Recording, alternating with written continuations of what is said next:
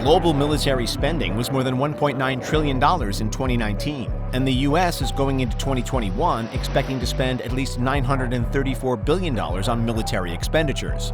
It seems like a lot of money, but even just a few complex military projects can make up a majority of this huge budget. With fighter jets, missile defense systems, and gigantic weapons-boosted aircraft carriers, these budgets tend to start big and then end up even bigger. So, from F-35s to high-tech attack submarines, here are some of the most expensive military megaprojects of all time.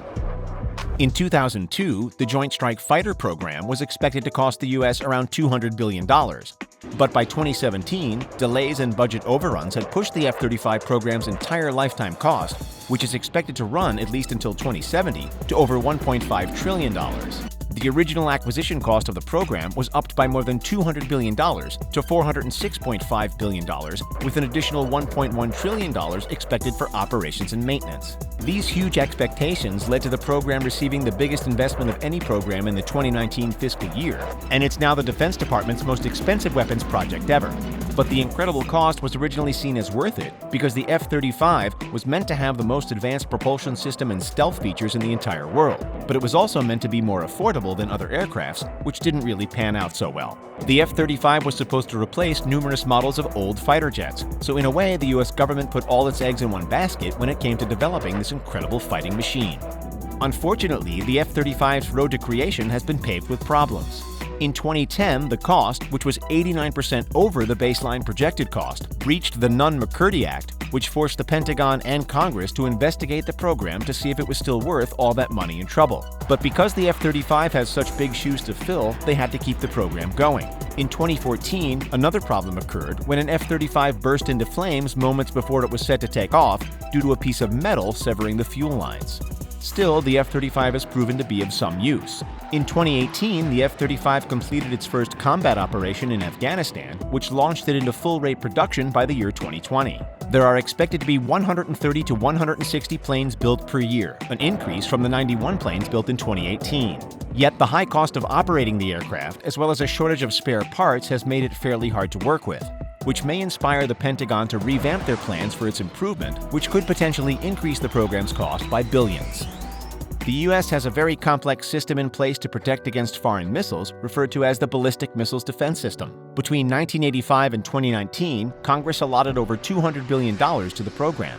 However, this didn't include spending on the Patriot missile system or the many military services required to keep the program running. It also doesn't take into account the millions of dollars that have been spent on anti-missile systems since the 1950s, which pushes the total cost for the missile defense system to somewhere over $300 billion. But the U.S. government sees this as a worthy price to pay for protection. The Ballistic Missile Defense System is meant to detect and intercept attacks by intercontinental ballistic missiles, or ICBMs. Included in the plans are high-altitude, laser, and space-based missile defenses so that the U.S. can cover all its bases. The Ballistic Missile Defense System is made up of a few key components. The first is the satellite sensors and ground or sea-based radars, which serve to monitor and detect offensive missiles. The second component is interceptors and launchers. Just think of it as fighting fire with fire. These weapons are launched from various places like silos and soon maybe even space, and their purpose is to collide with the incoming missile and destroy it before it hits its target, or to explode near it, destroying it in the process. The third component is command and control, which is where sensors and radar are used to process the data and decide what to do next. These centers are located all over the world and involve several different branches of the U.S. military. Approximately 20 countries operate similar missile defense systems, and the price of these systems is likely to keep rising. This is because missile defense systems are highly responsive to specific factors like politics, the possibility of incoming threats which can balloon the budget even if the threat is never followed through, and the challenges of developing new technology to deal with new types of missiles, many of which are becoming harder to detect. If the U.S. is going to properly detect missiles, they also need a lot of powerful ways to successfully destroy them.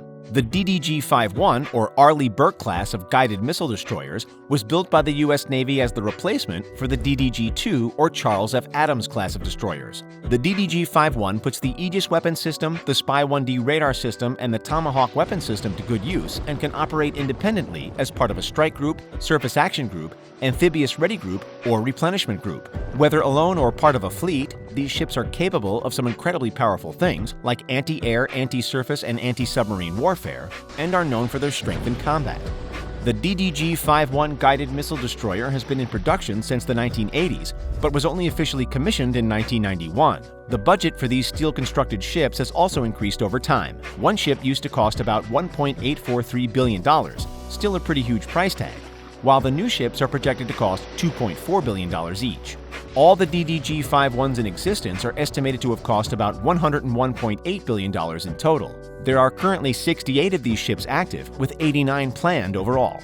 The DDG-51 Flight 3 features an upgraded air and missile defense radar system, which enables these ships to simultaneously perform anti-air warfare and ballistic missile defense, which is incredibly useful to the U.S. Navy. But the ship doesn't come without its problems. Some modernizations have been underway with the goal of reducing general workload requirements as well as cost over time.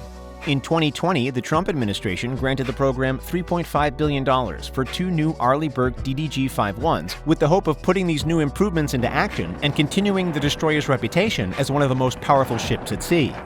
The Virginia-class submarine is an impressive attack submarine that was one of the U.S.'s very first military projects to come about after the Cold War. It was meant as a replacement for the Seawolf-class sub, which had its program cut after just 3 submarines were built, costing taxpayers over $24 billion. The Virginia-class was meant to be more economically friendly than its predecessor. It's a slightly smaller boat with less crew and fewer weapons. But what it does have is incredibly strong: a reconfigurable torpedo room and fly-by-wire ship control system, as well as weapons such as Tomahawk missiles. Since its original inception, the Virginia submarine has had many upgrades to improve its underwater capabilities, including making it one of the quietest submarines in the world. In 2019, the national security budget invested $7.4 billion in the continuation of the project. Even more recently, the U.S. Navy confirmed a $22.2 billion contract with General Dynamics to create 9 Block 5 Virginia-class submarines between the years 2025 and 2029. They also floated the idea of a 10th vessel by the end of that period if all goes well, which would increase their investment to $24.1 billion.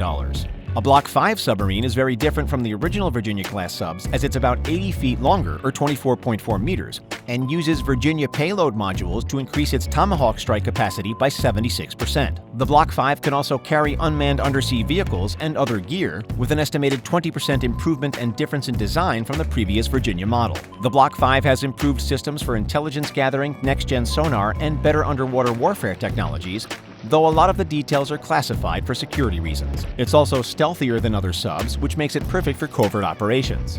The entire Virginia-class submarine program has cost the U.S. government an estimated $83.7 billion since its inception.